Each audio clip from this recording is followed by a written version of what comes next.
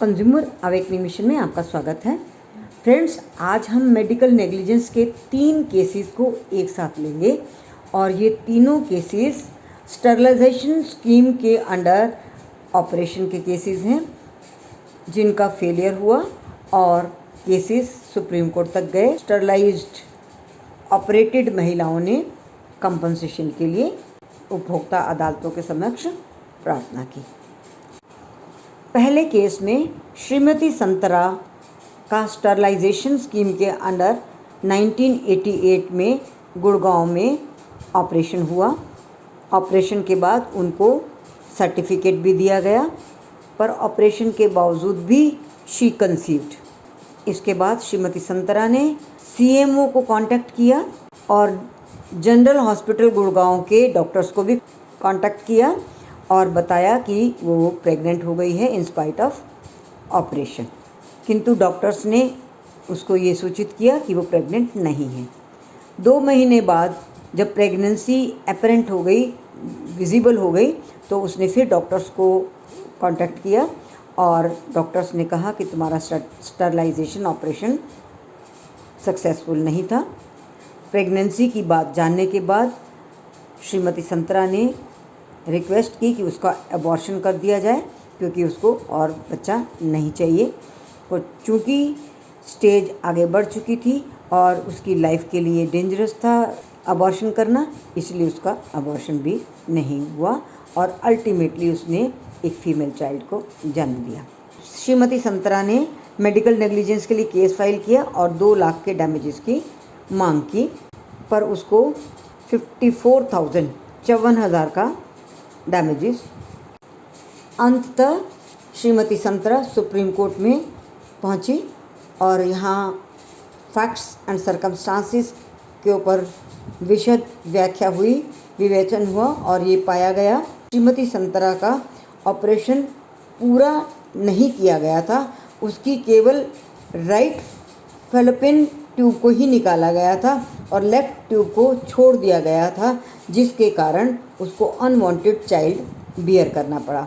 ये सारे तथ्य सामने आने के बाद इन सब बातों को देखते हुए कोर्ट ने ये माना कि अनवांटेड चाइल्ड को पालने पोसने और उसका खर्च उठाने का दायित्व स्टेट को लेना होगा और इसलिए स्टेट के विरुद्ध और श्रीमती संतरा के पक्ष में 2 लाख रुपए का मुआवजा देने का ऑर्डर किया गया।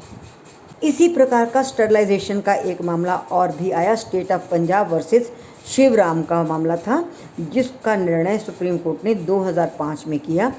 इसमें भी अनवांटेड चाइल्ड और अनवांटेड प्रेगनेंसी का इशू था, किंतु इस केस में डॉक्टर्स की कोई लापरवाही नहीं पाई गई और जो फेलियर था वो natural functioning of human body माना गया, क्योंकि अथॉरिटेटिव टेक्स्ट और गायनेकोलॉजी से संबंधित मेडिकल लिटरेचर के अनुसार फेलियर रेट भी 0.3% से 7% तक हो सकता है, depending upon the technique chosen.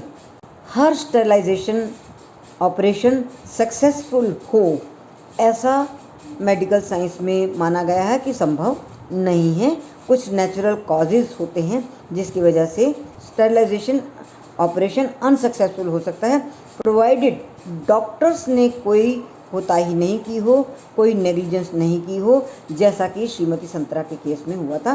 तो इस केस में सुप्रीम कोर्ट ने कंज्यूमर के फेवर में ऑर्डर नहीं किया।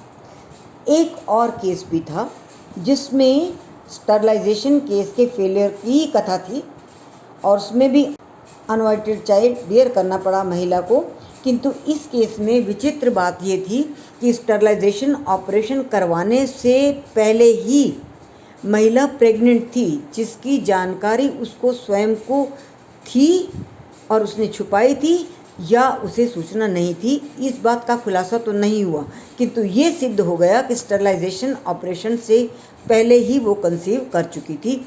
उस मामले में भी जब डॉक्टर्स की कोई कोताही नहीं पाई गई, कोई नेग्लिजेंस नहीं पाई गई, it was a fact concealed knowingly और अननोइंगली। एक फैक्ट को छुपाया गया था, चाहे वो जानती थी या नहीं जानती थी। इसलिए इस केस में भी सुप्रीम कोर्ट ने कोई फेवरेबल ऑर्डर उपभोक्ता के पक्ष में नहीं किया। तो फ्रेंड्स, आज हमने जाना स्टरलाइजेशन ऑपरेशन के अनसक्सेसफुल होने की 3 कहानियाँ। हम फिर इसी तरह के और मेडिकल नेग्लिजेंस के केसेस लेकर आपके सामने आएंगे।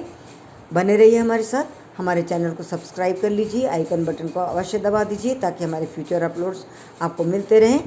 मिलेंगे फिर अगले मेडिकल नेग्लिजेंस केस के साथ। Thank you very much.